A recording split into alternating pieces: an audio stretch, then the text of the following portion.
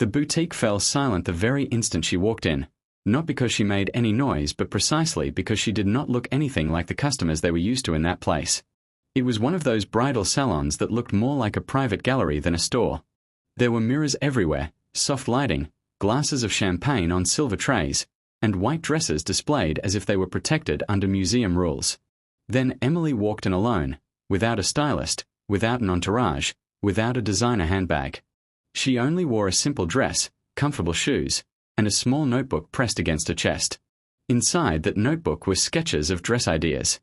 Necklines, sleeves, fabrics, cuts, and notes written in the margins in the early hours of the morning, like soft waist, not too much shine, something that feels like me. Emily had gathered those ideas for months, not because she wanted to impress anyone but because she wanted to remember what she liked before the world started telling her what she was supposed to like. She stood by the entrance, waiting politely for someone to greet her. 3 bridal consultants were busy with other brides. One was arranging a veil, another was adjusting a dress, and the third stood by a mirror nodding with theatrical approval as if she were endorsing a royal portrait. But even while they worked, their eyes kept sliding toward Emily again and again, cold, inquisitive, uncomfortable, as if she were a question they did not want to answer. Finally, one of the consultants approached with slow steps and a professional smile. Perfect teeth, perfect posture, perfect tone. "Good morning. Can I help you?" Emily nodded politely. "Yes, I have an appointment. Emily Carter at 10:30 in the morning." The consultant tapped the screen of her tablet, then looked back at Emily, then lowered her eyes to her shoes.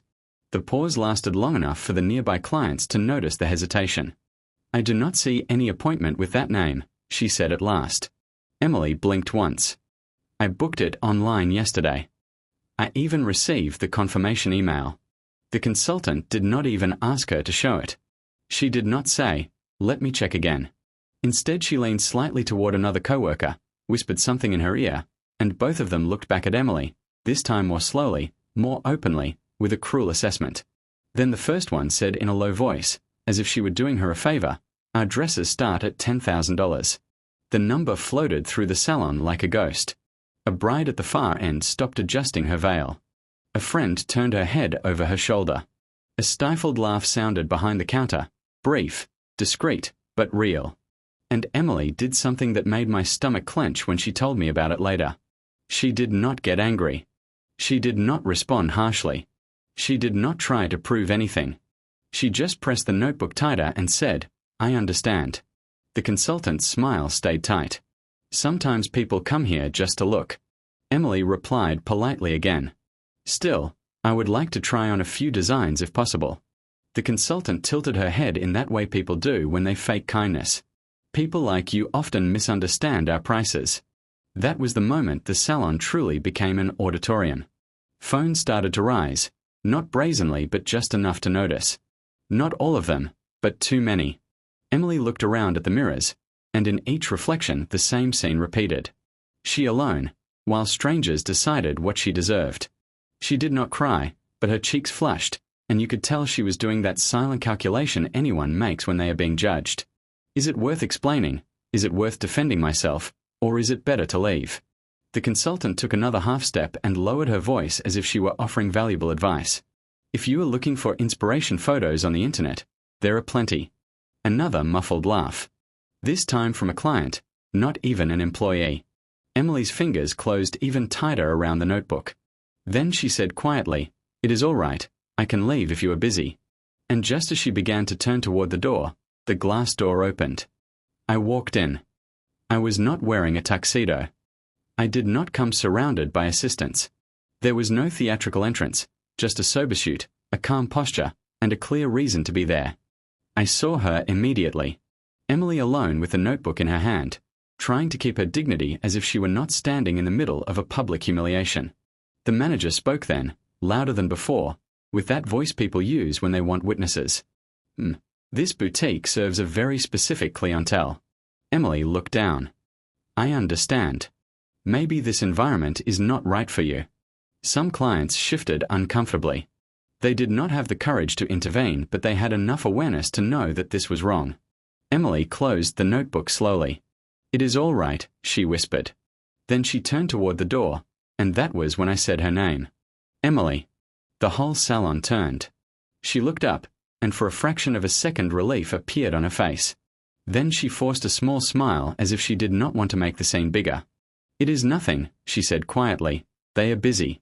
The manager stepped forward at once, now addressing me. "Sir, right now we are attending to clients with appointments, polite, dismissive, sharp." I scanned the salon with my eyes, the mirrors, the staff, the clients, everyone watching as if it were a show. Then I looked at the manager. "My fiancée had an appointment," I said calmly. The manager folded her hands. "Unfortunately, we must prioritize serious buyers." The sentence fell like a verdict. "We can go somewhere else," Emily said, brushing my hand softly. "Really, it is fine. We can go to another place." The manager smiled like someone who had just won. Yes, perhaps that would be best.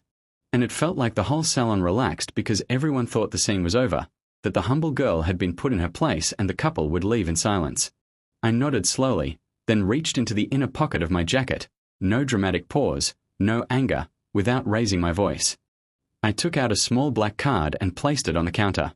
At first the manager barely looked at it, but then she looked again and her expression changed, because on the card was engraved in silver the boutique's logo, and beneath it were words almost no one ever sees up close.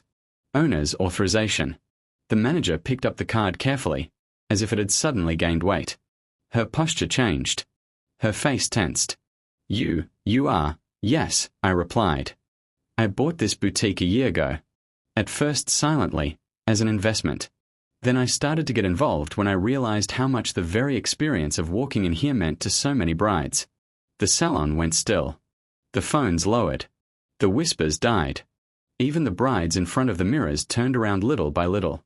The manager's confidence escaped her body like air leaking from a crack. I did not know. That is exactly the problem, I said. You did not have to know. Emily looked at me, confused. You bought this place a year ago, I said to her softly. Then I looked again at the manager. Sometimes I come in unannounced, not to intimidate anyone, just to see what happens when no one thinks they are being watched. The entire staff went rigid. I spoke with an even, contained voice. You turned away a bride because of how she was dressed. You decided she was wasting your time. You shamed her in public because you thought there would be no consequences. The consultant who had checked the tablet took a small step back. The manager's voice trembled. I apologize. I shook my head. Not to me.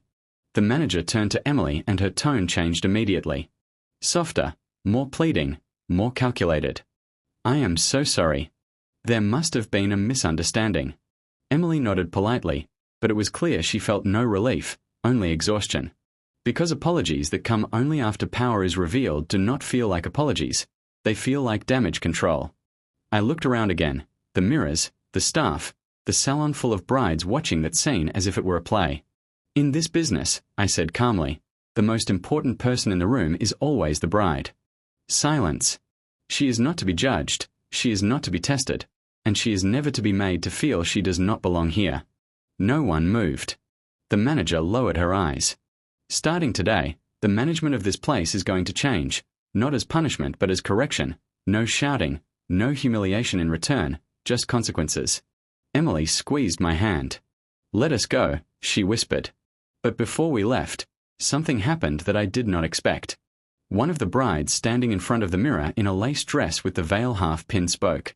That was disgusting, she said, looking at the manager. She deserves an apology from all of you. Another bride nodded. Yes, it was not a misunderstanding, it was prejudice. Then another voice rose, and another, and suddenly the salon stopped feeling like a courtroom. It started to feel like a place where people remembered they were still human. The first consultant, the one who had checked the tablet, looked at Emily, swallowed, and said quietly, sorry. It was not perfect, it was not elegant, but it was sincere. Emily did not gloat, she did not triumph over anyone, she just nodded, still holding her notebook. As we headed for the door, I asked her quietly, do you want to come back? We can schedule you a private appointment, no pressure. Emily looked at her notebook and opened it. Inside were her sketches, simple, thoughtful, born not to impress strangers but to speak about her. At the top of one of the pages she had written a small phrase for herself. Wedding day. She smiled faintly. I think I already found what I need. I frowned. Really, she tapped the page. I do not want a dress in which I have to prove I deserve to be there. I want one that feels like us. I squeezed her hand. Then we will do it your way. And when we stepped out into the street, away from the mirrors, the champagne, and the price tags that made people forget the essence, I looked back once. The boutique that had made her feel small was completely silent, but not because anyone had been impressed, but because they felt ashamed. And sometimes the loudest lesson is not given with a speech. It is given when the person you tried to humiliate turns out to be exactly the one with the power to change everything inside the room.